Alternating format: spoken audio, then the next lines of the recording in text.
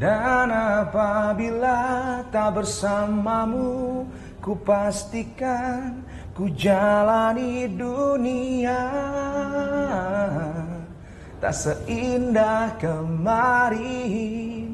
Sederhana, tertawamu sudah cukup lengkapi sempurnanya hidup bersamamu. Halo geng, bertemu lagi dengan saya Mr. Yan Boltok. Masih dalam konten yang sama ya, pembelajar ilmu ekonomi akuntansi. Nah, di video kali ini kita akan menghitung yang namanya persediaan barang dagang akhir metode FIFO, LIFO Average Sistem Perpetual. Nah, langsung aja kepoin video ini ya. Oke geng, thank you dan selamat menonton.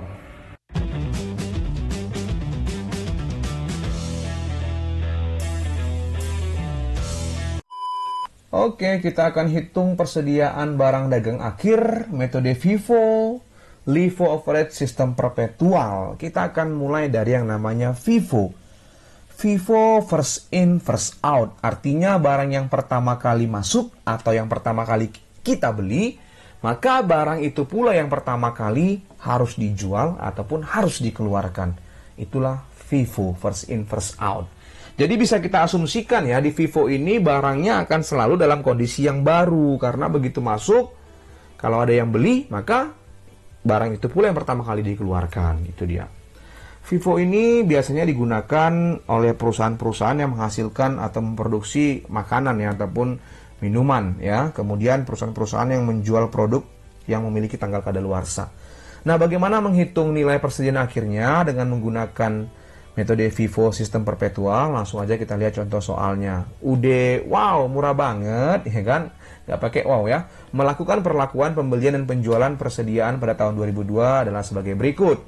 Nah, dari Januari sampai Juli ya, tahun 2022, nah diminta hitunglah persediaan akhir, harga pokok penjualan dan laba kotor dengan menggunakan metode FIFO, LIFO Average Sistem Perpetual. Oke? Nah, kita lanjut aja. Ini dia tabelnya FIFO Perpetual. Ada kolom tanggal, pembelian, harga pokok penjualan, dan kolom persediaan. Oke, nah ini adalah data soalnya tadi. Ini gampang cuy. Ya, kita lihat dari tanggal 2 Januari. Nah, persediaan awal 200 unit harga 9.000. Masukkan aja kolom persediaan 200 unit harga 9.000, kalikan aja totalnya jadi berapa? 1.800.000. Gampang. Tanggal 10 Maret, ya kan? Dibeli 300 harga 10.000. Masukkan kolom pembelian 300 harga 10.000, kalikan jadinya berapa? 3 juta. Nah, terus pindahkan kemari 300 10.000 3 juta. Nah, ya kan? Gampang. Kemudian tanggal 11 Maret retur pembelian 50 unit harga 10.000. Artinya yang kita beli tadi 300 unit ini kita kembalikan. Mungkin ya karena rusak ketika diantar ke tempat kita atau nggak sesuai pesanan kita. Nah, kita retur lah jadinya 50 unit. Harganya 10.000. Maka berkurang 500.000. Maka persediaannya di sini kan tinggal 250 kan gitu. Nah, sebelum kita tuliskan, turunkan dulu yang ini. 200 harga 9.000, 1,8 juta. Nah, baru ini turunkan. 250 harga 10.000 jadinya 2.500.000. Karena sudah diretur 50 kan gitu. Wow, mudah banget ya kan. Tanggal 7 April dijual 300 unit. Harganya 15.000. Nah, harga penjualan tidak kita masukkan di perhitungan ini cuy. Nanti harga penjualannya kita masukkan di perhitungan laba kotornya. Sekarang, kalau kita jual 300, maka metode yang kita gunakan adalah FIFO. Berarti yang mana pertama kali kita keluarkan cuy? Udah pasti yang kita keluarkan pertama kali itu adalah yang masuk pertama, first in. Yang masuk pertama berarti yang udah ada di gudang kan gitu, atau persediaan awal kita. Nah, maka keluarkan ini semua 200. Harganya 9.000. 1.800.000. Berarti yang ini udah habis. Persediaan dengan harga 9.000 udah habis. Nah, masih kurang 100. Keluarkan dari sini 100 unit dengan harga 10.000. Nah, berarti persediaan kita tinggal 150 lagi dengan harga 10.000. 1.500.000. Wow, mudah banget. Lalu tanggal 8 April retur penjualan sebanyak 50 unit. Nah, berarti kita retur, kita kembalikan barang yang sudah kita jual tadi. Nah, kenapa ya? Mungkin karena rusak ketika kita antar kan, atau mungkin nggak sesuai dengan pesanan pelanggan kita kan gitu. Nah, kita keluarkan 50 unit dari sini kan. Nah, harganya 10.000 kan, jadinya 500.000. Maka di sini tinggallah dia jadinya bertambah jadinya kan persediaan kita karena sudah dikembalikan sama si pembeli. Jadi 200 harga 10.000 menjadi 2 juta. Oke? Nah, lalu tanggal 18 Mei dibeli lagi 200 unit cuy. Masukkan kolom pembelian, harganya 12.000, jadinya 2.400.000. Nah, pindahkan dia kemari, tapi turunkan dulu ini, baru masukkan ini kemari. 200, 12.000, 2.400.000. Tanggal 8 Juni kita jual sebanyak 250 unit. Berarti yang mana kita keluarkan? Yang ini, yang harga 10.000 nih, keluarkan semuanya. Nah, keluarkan semua harga 10.000, 2 juta. Berarti ini habis, ces. Masih ada lagi 50 lagi. Keluarkan dari sini 50 cuy. Harga 12.000. Nah, maka persediaan kita tinggal 150 dengan harga 12.000. Jadinya 1.800.000. Oke? Nah, tanggal 10 Juli kita jual lagi 100 unit. Ya udah, dari sini aja tinggal ambil. Nah, 100 harga 12.000. Nah, 1.200.000, maka persediaan kita tinggal berapa? Tinggal 50 dengan harga 12.000, totalnya 600.000. Nah, itulah persediaan akhir kita, 50 unit, harga 12.000 dengan total 600.000. Ya udah, yuk kita jumlahkan lah ini. Maka pembelian bersihnya sebanyak 450. Pembelian bersih itu adalah pembelian dikurang dengan retur pembeliannya ya. Kemudian dengan total harga sebanyak 4.900.000. Penjualan bersih kita sebanyak 600 unit dengan harga pokok penjualan 6.100.000. Ini tinggal turunkan aja persediaan akhir kita 600.000. Udah selesai. Nah, kita akan hitung harga pokok penjualannya. Walaupun sebenarnya kalau dia sistem perpetual kita nggak perlu lagi hitung HPP-nya. Kenapa? Karena HPP-nya udah ada di sini cuy. 6.100.000. Sampai kita buktikan aja. Wah, hasilnya akan sama. Nah, HPP harga pokok penjualan adalah persediaan awal ditambah pembelian bersih dikurang persediaan akhir. Nah, persediaan awalnya tadi itu yang mana? Yang ini. Masukkan, ces. Pembelian bersih yang mana? Yang ini. 4.900.000. Masukkan. Nah, tambahkan ini. Maka disebut dengan barang yang tersedia untuk dijual. Ya, persediaan awal tambah pembelian bersih adalah barang yang tersedia untuk dijual. 6.700.000. Kurang persediaan akhirnya ini. Maka dapatlah HPP-nya sebanyak 6.100.000. Sama kan? Nah, sama aja. Ya udah, mudah banget. Oke, kita lanjut cuy. Nah, lanjut dengan laba kotor ya. Kita akan hitung laba kotor. Laba kotor adalah penjualan bersih dikurang HPP cuy. Nah, penjualan bersihnya ini dia. Penjualan bersih adalah penjualan dikurang retur penjualan dikurang potongan penjualan. Nah, penjualannya itu tanggal 7 April 300 unit ya. Nah, kalikan. Kemudian ada retur penjualan, kita kurangkan nanti nih. Nah, kemudian ada penjualan lagi tanggal 8 Juni 250 kali 17.000. Kemudian tanggal 10 Juli 100 unit kali 18.000. Nah, ya udah kita jumlahkanlah ini. 4.800.000 kurang 750 tambah 4.250 tambah 1.800.000. Jadinya 9.800.000. Ya udah. Penjualan bersihnya udah dapat, kurangi tadi HPP-nya 6.100.000 jadinya 3.700.000 laba kotornya. Wow, mudah banget. Oke, biar cepat kita lanjut aja ke LIFO ya. Nah, LIFO berarti last in first out, artinya barang yang last terakhir ya, terakhir kali masuk atau yang terakhir kali kita beli, itu pula pertama kali kita jual. Nah, ini sangat merugikan sama si konsumen cuy, ya kan? Nah, last in yang terakhir masuk, pertama kali kita jual. Nah, ini agak susah nih cuy, makanya berdasarkan PSAK ya, PSAK 14, metode LIFO nggak boleh lagi digunakan cuy. Itu dia, karena rugi nanti si konsumen rugi, si produsen juga rugi kan gitu. Oke, sekarang kita mau hitung aja persediaan akhirnya HPP dan laba kotornya kan. Kayak mana caranya? Sama aja caranya cuy ya, ini soalnya tadi ya. Nah, tanggal 2 Januari persediaan awal masukkan sini 200 unit harga 9.000 1.800.000. Tanggal 10 Maret ya kan dibeli 300, masukkan 300 harga 10.000 3 juta. Nah, pindahkanlah kemari cuy. 300 10.000 3 juta. Tanggal 11 Maret retur pembelian. Nah, kita sudah beli, kita kembalikan lagi, kita retur 50 berarti harganya 10.000 500.000. Maka Di sini nanti tinggal 250 lagi cuy. Nah, tetapi kita turunkan dulu ini, turunkan, ini turunkan, ini turunkan. Maka di sini 250 harga 10.000 menjadi 2.500.000. Nah, itu dia, ya kan? Nah, kemudian tanggal 7 April dijual sebanyak 300 unit. Nah, kita jual 300, maka keluarkan semua yang 250 ini, yang dengan harga 10.000 ini. Keluarkan semuanya cuy. 250 harga 10.000 jadinya 2.500.000. Berarti persediaan kita yang harga 10.000 udah habis. Nah, sisalah persediaan kita yang ini tinggal, yang 200. Masih ada lagi 50, keluarkan lagi 50 dari sini cuy. Karena kita jual 300, ya kan? 50 harga 9.000. Nah, menjadi 450.000 kan gitu. Ya, maka persediaan kita di sini menjadi 150 dengan harga 9.000 jadinya 1.350.000 rupiah.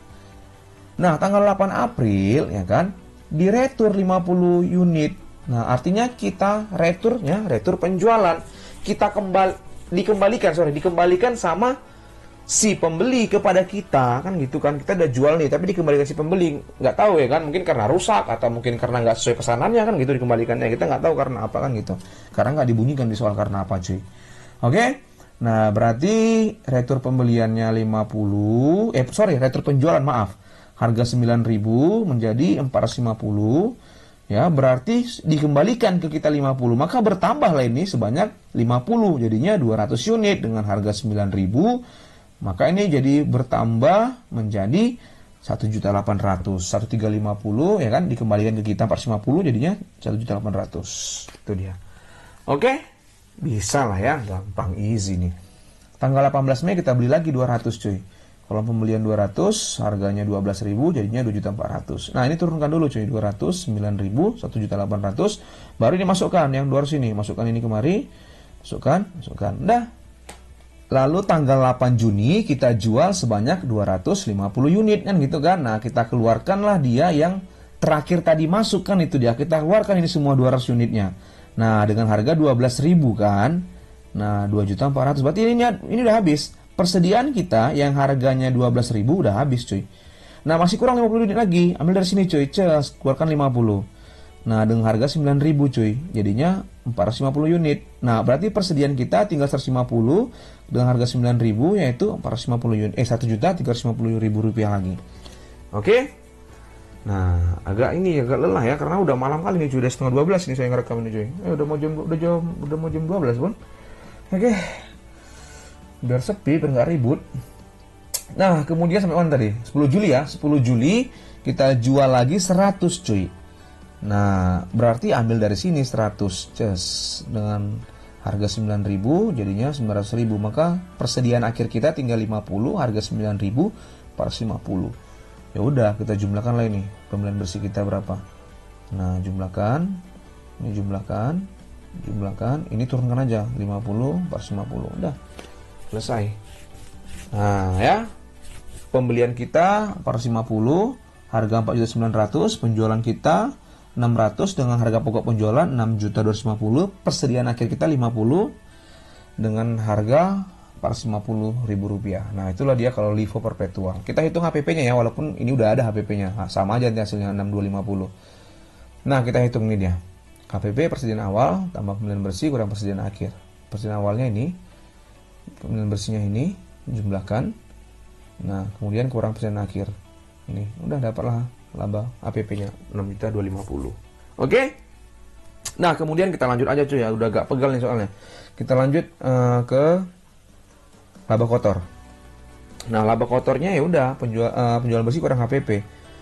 Ya kan? Karena soalnya sama, maka ya penjualan bersihnya pasti sama. Tanggal 7 April 300 kali 15.000. Kemudian 8 April retur penjualan kita kurangkan ya.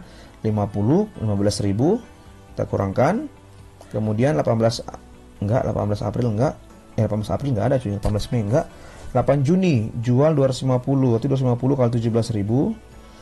Nah, kemudian 100 unit tanggal 10 Juli kali 18.000. Nah, kita jumlahkanlah jadinya 9.800.000. Ya udah, Penjualan bersihnya 9.800 kurang HPP-nya tadi 6.250, maka laba kotornya kalau dia LIFO adalah 3.550.000 rupiah. Nah, itu dia ya. Wow, mudah banget. Kita lanjut ya, cuy. Agak lemas nih, cuy. Nah, metode average atau rata tertimbang, yaitu metode yang membagi antara biaya barang persediaan untuk dijual dengan jumlah unit yang tersedia, kan gitu kan. Nah, dalam penerapan metode average berarti perusahaan akan menggunakan persediaan barang yang ada di gudang untuk dijual. Jadi dia akan gunakan persediaan barang yang ada di gudang untuk dijual tanpa melihat apakah itu yang pertama kali dibeli atau yang terakhir kali dibeli. Nggak ada cerita. Dijualnya aja pakai harga rata-rata kan gitu. Nah, itu dia coy.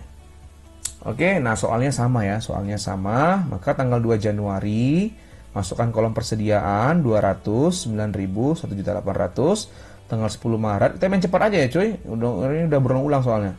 Pembeliannya 300, harganya 10.000, maka totalnya 3 juta. Nah, karena kita pakai rata-rata, kita jumlahkan unitnya 300 tambah 200, 500. Nah, totalnya kita jumlahkan juga 3 juta tambah 1.800, jadi 4.800. Nah, lalu ingin mencari harga rata-rata persediaannya adalah 4.800 dibagi dengan 500, yaitu 9.600. Itulah harga rata-ratanya, cuy. Gampang ya? Nah, udah gampang. Tanggal 11 di retur pembelian 11, maka berkurang 50 pembelian kita. Iya, berkurang 50 karena retur pembelian ya. Harganya 10.000, 500.000. Nah, berarti di sini 500 kurang 50, 450. 4.800 kurang 500.000, jadinya 4.300. Nah, harga rata-rata per unitnya bagikan aja 4.300 bagi 450, yaitu 9.555,56 rupiah. Ya sudah gampang. Mudah banget ya kan. Tanggal 7 April dijual 300 unit kan gitu. Maka ambil dari sini 300. Nah, harganya ini 955 ini. Nah, jadinya 2.866.668 rupiah. Persediaan kita tinggal 150 unit lagi dengan harga 9.555,56. Kalikan aja nih cuy. Ini hasilnya. Oke, tanggal 8 April retur penjualan 50, berarti berkurang penjualan kita 50 cuy. Nah, dengan harga 9.555 tadi, jadinya 477.778. Berarti jadi bertambah ini kan, karena kan dikembalikan si pembeli ke kita kan gitu, retur penjualan kan, berarti stok kita jadi bertambah. 150 tambah 50 jadi 200 dengan harga 9.555,56. Nah, kalikanlah ini. Kalikan ini jadinya 1.911.112 rupiah. Agak susah ya bacanya ya. Kemudian tanggal 18 Mei membeli lagi 200 ya kan, harganya 12.000, 2.400.000. Maka tambahkan ini 200 tambah 200 jadi 400, 2.400.000 tambah 1.911 ini menjadi 4.311.112 rupiah. Nah, maka harga rata-rata per unit bagikan aja 4,3 juta ini bagi dengan 400. Jadinya 10.777,78 rupiah. Oke? Nah, tanggal 8 Juni dijual 250 unit, maka ambil dari sini 250 cuy. Dari sini ya, dengan harga 10.777,78. Jadinya berapa nih? 2.694.445. Maka persediaan kita tinggal berapa? Tinggal sekitar 150 lagi ya. Nah, dengan harga 10.777,78 kalikan dia, maka dapatlah 1.616.667 rupiah. Oke? Capek ya. Tanggal 10 Juli dijual lagi 100. Ya udah, ambil aja dari sini cuy 100 cuy, keluarkan ces dengan harga 10.777. Nah, ini 7-nya hilang ya.